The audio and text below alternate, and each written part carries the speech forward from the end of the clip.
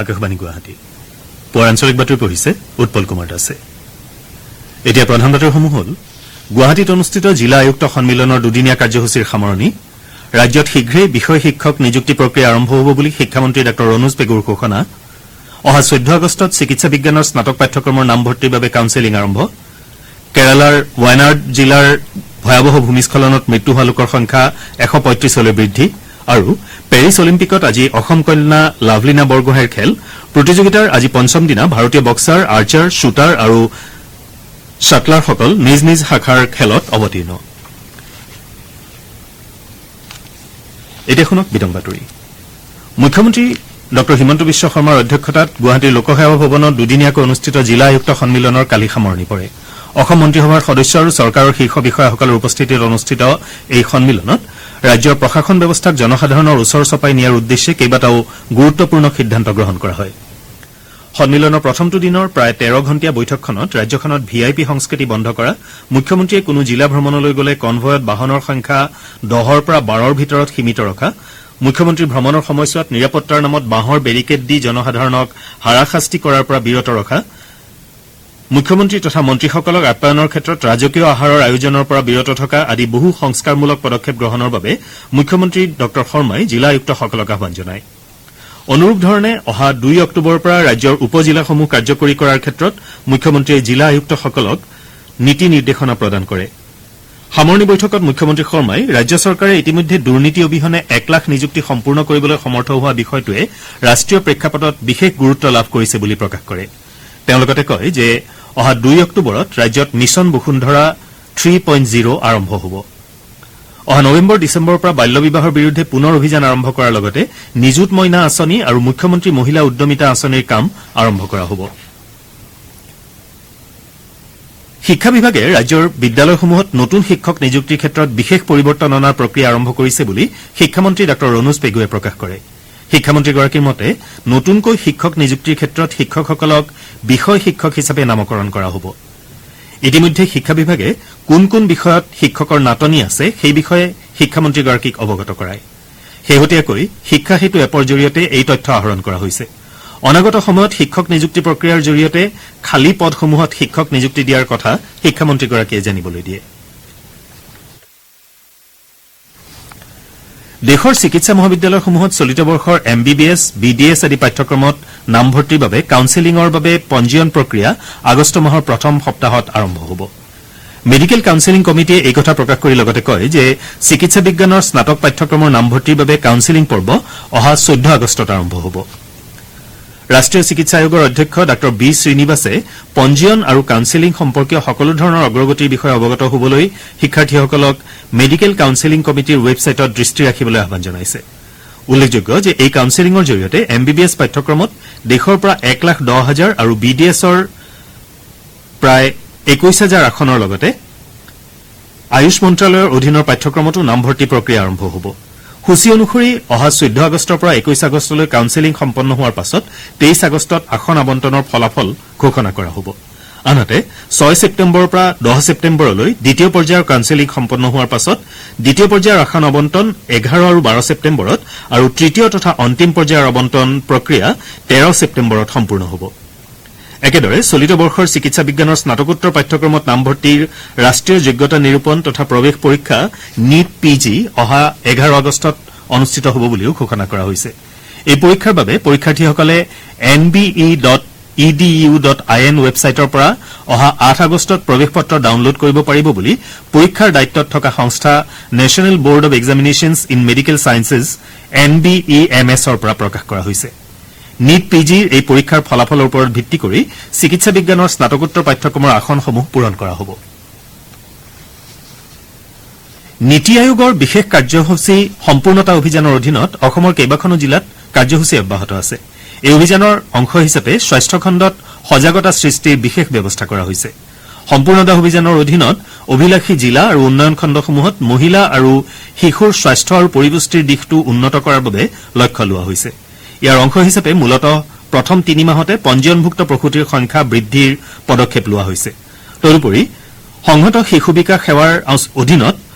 প্ৰসূতিৰ পৰিপূৰক খাদ্য যোগান শিশুক মাতৃদুগ্ধ পান কৰোৱাৰ প্ৰতি সজাগতা সৃষ্টিৰ দ্বাৰা শিশুৰ সম্পূৰ্ণ ৰোগ প্ৰতিৰোধ ক্ষমতাৰ বৃদ্ধিৰ লক্ষ্য লোৱা হৈছে সম্প্ৰতি বান ক্ষতিগ্ৰস্ত অঞ্চলসমূহতো প্ৰসূতি আৰু শিশুৰ স্বাস্থ্য ৰক্ষাৰ বাবে অভিযানৰ অধীনত ব্যৱস্থা অব্যাহত ৰখা হৈছে ইপিনে চৰকাৰে 2015 চনতে কৃষকৰ বাবে আৰম্ভ কৰা ভূমি স্বাস্থ্য কাৰ্ডৰ যোগেদি মাটিৰ নমুনা সংগ্ৰহৰ হাৰ প্ৰতিটো খণ্ডত মধুমেহ আৰু উচ্চ ৰক্তচাপজনিত ৰোগীসকলক চিনাক্তকৰণৰ হাৰ আৰু একোটা উন্নয়ন খণ্ডত থকা আত্মসহায়ক গোটৰ বিপৰীতে পুঁজি লাভ কৰি থকা গোটৰ হাৰ বৃদ্ধিৰ পদক্ষেপ লোৱা হৈছে একেদৰে বিদ্যুৎ যোগান থকা মাধ্যমিক পৰ্যায়ৰ বিদ্যালয়ৰ হাৰ তথা পাঠ্যক্ৰম আৰম্ভ হোৱাৰ এমাহৰ ভিতৰতে পাঠ্যপুথি বিতৰণৰ হাৰ বৃদ্ধি কৰাৰো লক্ষ্য লোৱা হৈছে 3 মাহজোৰা সম্পূৰ্ণতা অভিযানৰ অংশ হিচাপে নিৰ্বাচিত জনপ্ৰতিনিধিৰ লগতে জিলা তথা খণ্ড বিষয়াসকলে গ্ৰাম সভা নাটক পুষ্টিকৰ আহাৰ মেলা স্বাস্থ্য শিবিৰ প্ৰদৰ্শনী সজাগতা সভা আৰু সমদল আদি বিভিন্ন কাৰ্যসূচীৰ আয়োজন কৰা হৈছে আকাশবাণী গুৱাহাটী কেন্দ্ৰৰ নাট শাখাৰ কণ্ঠস্বৰ পৰীক্ষা অৰ্থাৎ অডিশ্যনৰ বাবে নিৰ্দিষ্ট কৰা দিনৰ হাল সলনি ঘটোৱা হৈছে নাট শাখাৰ পৰা জনোৱা মতে অনিবাৰ্য কাৰণবশতঃ অহা 2 আগষ্টৰ পৰা হ'বলগীয়া পূৰ্বঘোষিত কণ্ঠস্বৰ পৰীক্ষাৰ সূচী নতুনকৈ ঘোষণা কৰা হৈছে নতুন তাৰিখ অনুসৰি অহা 3 ছেপ্টেম্বৰৰ পৰা 20 ছেপ্টেম্বৰলৈ এই অডিশ্যন সম্পন্ন হ'ব নতুনকৈ আবেদন কৰা শিশু শিল্পী আৰু বি গ্ৰেডৰ উপৰি বি হাই গ্ৰেডৰ বাবেও একেলগে অডিশ্যন সম্পন্ন হ'ব প্ৰাৰ্থীসকললৈ কণ্ঠস্বৰ পৰীক্ষাৰ প্ৰৱেশপত্ৰ ডাকযোগে পঠিওৱা হ'ব আৰু প্ৰত্যেকৰে মোবাইলত অডিশ্যনৰ তাৰিখ আৰু সময় সন্দৰ্ভত বাৰ্তা প্ৰেৰণ কৰা হ'ব যদি আবেদন কৰা কোনো প্ৰাৰ্থীয়ে এই দুয়োটা মাধ্যমৰ এটাৰ জৰিয়তেও নিজৰ কণ্ঠস্বৰ পৰীক্ষাৰ দিন আৰু সময় সন্দৰ্ভত অৱগত নহয় তেন্তে তেওঁলোকে অহা 20 আগষ্টৰ পাছত 9401083018 নম্বৰত হোৱাটছএপ যোগে যোগাযোগ কৰিব পাৰিব পৰীক্ষাত উত্তীৰ্ণ হৈ কেন্দ্ৰটোৰ নাট শাখাৰ অভিনয় শিল্পীৰ স্বীকৃতি পোৱাসকলৰ তালিকা 24 ছেপ্টেম্বৰৰ বিয়লি 3 বজাত প্ৰকাশ কৰা হ'ব আপোনালোকে আঞ্চলিক বাতৰি শুনিছে আকাশবাণীৰ গুৱাহাটী কেন্দ্ৰৰ পৰা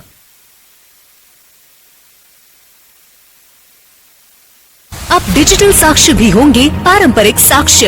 भारतीय साक्ष्य अधिनियम मतलब नया कानून 1 जुलाई से लागू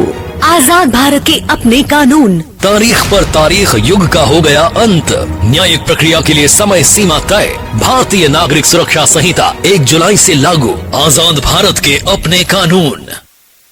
अब डिजिटल साक्ष्य भी होंगे पारंपरिक साक्ष्य भारतीय साक्ष्य अधिनियम কেৰালাৰ ৱায়নাডত ভূমিস্খলনত নিহতৰ সংখ্যা 135লৈ বৃদ্ধি পাইছে সেনা বায়ু সেনা আৰু নৌ সেনাৰ সমন্বিত প্ৰচেষ্টাত 4 শতাধিক লোকক ধ্বংসাৱশেষৰ পৰা উদ্ধাৰ কৰা হৈছে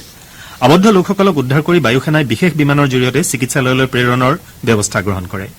সেনাই জনোৱা মতে মুণ্ডাক্কাই গাঁৱৰ পৰা প্ৰায় 150 জন লোকক উদ্ধাৰ কৰি চিকিৎসালয়লৈ প্ৰেৰণ কৰা হৈছে ভাৰতীয় সেনাই মানৱীয় আৰু দুৰ্যোগ সাহায্যৰ প্ৰয়াসক ফলপ্ৰসূ কৰিবলৈ কোজিকোডত এটা নিয়ন্ত্ৰণ কক্ষ স্থাপন কৰিছে জিলাখনত 45টা সাহায্য শিবিৰ মুকলি কৰি 3069 জন লোকক আশ্ৰয় প্ৰদান কৰা হৈছে কেৰালাৰ ৰাজ্যপাল আৰিফ মহম্মদ খান আৰু লোকসভাৰ বিৰোধী দলপতি ৰাহুল গান্ধীয়ে আজি ৱায়নাড ভ্ৰমণ কৰিব ৱায়নাড ত্ৰিশুৰ আৰু কোজিকোডেকে ধৰি বিভিন্ন স্থানৰ সকলো শিক্ষানুষ্ঠান ইতিমধ্যে বন্ধ ঘোষণা কৰা হৈছে ভাৰতীয় ৰেল নীতিৰ সৈতে সংগতি ৰাখি উত্তৰ পূব সীমান্ত ৰেল 2030 চনৰ ভিতৰত শূন্য কাৰ্বন নিৰ্গমনৰ লক্ষ্যত উপনীত হ'বলৈ অগ্ৰসৰ হৈছে জীৱাশ্ম ইন্ধনৰ ওপৰত নিৰ্ভৰশীলতা হ্ৰাস কৰাৰ প্ৰয়াসেৰে উত্তৰ পূব সীমান্ত ৰেলৱে সমগ্ৰ সংমণ্ডল সেৱা ভৱন আৰু অন্যান্য প্ৰতিষ্ঠানসমূহত মুধচৰ ওপৰৰ সৌৰ শক্তি স্থাপনেৰে অধিক সেউজ শক্তি উৎপাদনৰ বাবে পদক্ষেপ গ্ৰহণ কৰিছে নৱীকৰণযোগ্য শক্তিৰ জৰিয়তে নিজৰ চাহিদা পূৰণ কৰিবলৈ উত্তৰ পূব সীমান্ত ৰেলৱে নৱীকৰণযোগ্য উৎসৰ পৰা 1.45 মিলিয়ন ইউনিট শক্তি উৎপাদন কৰিছে যাৰ ফলত যোৱা এপ্ৰিল জুনৰ ভিতৰত 97.9 লাখ টকা ৰাহি হৈছে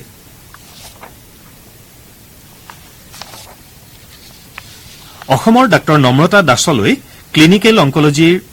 ৰয়েল কলেজ অব ৰেডিঅলজিষ্ট লণ্ডনৰ সন্মানীয় ফেলোশ্বিপ আগবঢ়োৱা হৈছে এইমছ ভুৱনেশ্বৰৰ পৰা MBBS ডিগ্ৰী লাভ কৰা ডাঃ দাসে এইমছ দিল্লীৰ পৰা 3 বছৰীয়া ছিনিয়ৰ ৰেচিডেন্সি সম্পূৰ্ণ কৰিছে তেওঁ বৰ্তমান ব্ৰিটেইনত প্ৰটন থেৰাপিৰ ক্লিনিকেল ফেলো হিচাপে অধ্যয়ন কৰি আছে খেলৰ বাতৰিত অসম কন্যা লাভলীনা বৰগোহাঁয়ে পেৰিছ অলিম্পিকত আজি নিজৰ খেল আৰম্ভ কৰিব প্ৰতিযোগিতাৰ বক্সিঙৰ মিডলৱেট শিতানৰ 75 কিলোগ্ৰাম শাখাৰ প্ৰি কোৱাৰ্টাৰ ফাইনেলত তেওঁ নৰৱেৰ সুন্নিভা হপষ্টাডৰ বিৰুদ্ধে অৱতীৰ্ণ হ'ব খেলখন ভাৰতীয় সময় অনুসৰি বিয়লি 3:50 আৰম্ভ হ'ব টকিঅ' অলিম্পিকত ব্ৰঞ্জৰ পদক দখলেৰে অসম তথা দেশলৈ গৌৰৱ কঢ়িয়াই অনা লাভলিনাৰ আজিৰ খেললৈ ৰাজ্য আৰু দেশৰ অনুৰাগীসকলে আগ্ৰহেৰে অপেক্ষা কৰিছে উল্লেখযোগ্য যে পূৰ্বে ৬৯ কিলোগ্ৰাম শাখাত অংশগ্ৰহণ কৰা খেলুৱৈগৰাকী এইবেলি প্ৰথমবাৰৰ বাবে ৭৫ কিলোগ্ৰাম শাখাত অৱতীৰ্ণ হ'ব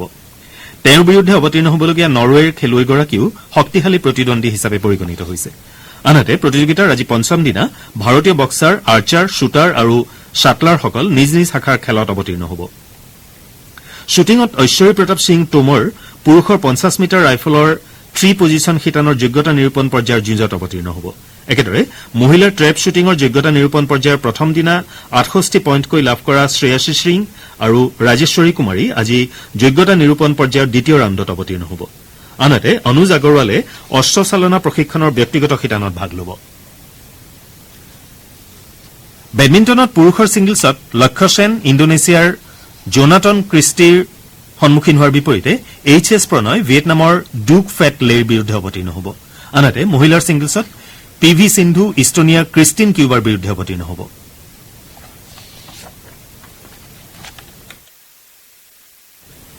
শ্ৰীলংকাৰ পাল্লাকেলত ভাৰত আৰু শ্ৰীলংকাৰ মাজত যোৱা নিশা অনুষ্ঠিত টি-20 শৃংখলাৰ অন্তিমখন খেলত ভাৰতে শ্ৰীলংকাক ছুপাৰ অভাৰত পৰাজিত কৰে খেলখনত ভাৰতে প্ৰথমে বেটিং কৰি নিৰ্ধাৰিত অভাৰত 9টা উইকেট হেৰুৱাই 137 ৰান সংগ্ৰহ কৰে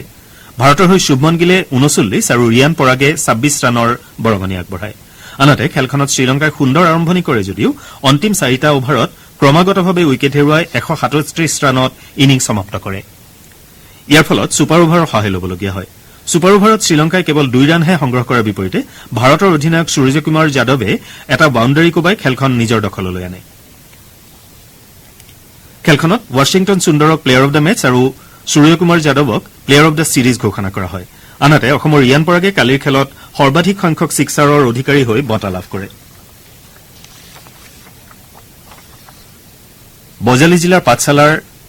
লাচিত নগৰ নিবাসী অৱসৰপ্ৰাপ্ত শিক্ষক অসম আন্দোলনৰ সক্ৰিয় অংশগ্ৰহণকাৰী নৃপেন নাথ ৰায়ৰ কালি মৃত্যু হয় মৃত্যুৰ সময়ত তেওঁৰ বয়স আছিল ৭০ বছৰ তেওঁ চাপাগুৰি ককলাবাৰী আঞ্চলিক ছাত্ৰ সন্থাৰ প্ৰতিষ্ঠাপক সভাপতি আৰু বাক্সাৰ বাঘজানীত থকা শ্ৰী শ্ৰী শংকৰদেৱ বিদ্যালয়ৰ প্ৰতিষ্ঠাপক শিক্ষক আছিল বৰপেটা জিলা প্ৰাথমিক শিক্ষা বিষয়াৰ পৰা তেওঁ কৃতি শিক্ষকৰ বঁটাও লাভ কৰিছিল এতিয়া আজি গুৱাহাটীৰ পৰা প্ৰকাশিত দৈনিক বাতৰি কাকতৰ প্ৰথম পৃষ্ঠাৰ বাতৰিৰ চমু অৱলোকন আগবঢ়াইছে সংগীতা শৰ্মাই আজি গুৱাহাটীৰ পৰা প্ৰকাশিত বাতৰি কাকতসমূহে নেৰানেপেৰা বৰষুণত কেৰালাৰ ৱায়নাডত হোৱা ভূমিস্খলন আৰু বানত প্ৰাণহানি হোৱা লোকৰ সংখ্যা বৃদ্ধি পোৱাৰ বাতৰি ভিন ভিন শিৰোনামেৰে আজিৰ প্ৰধান বাতৰি হিচাপে প্ৰকাশ কৰিছে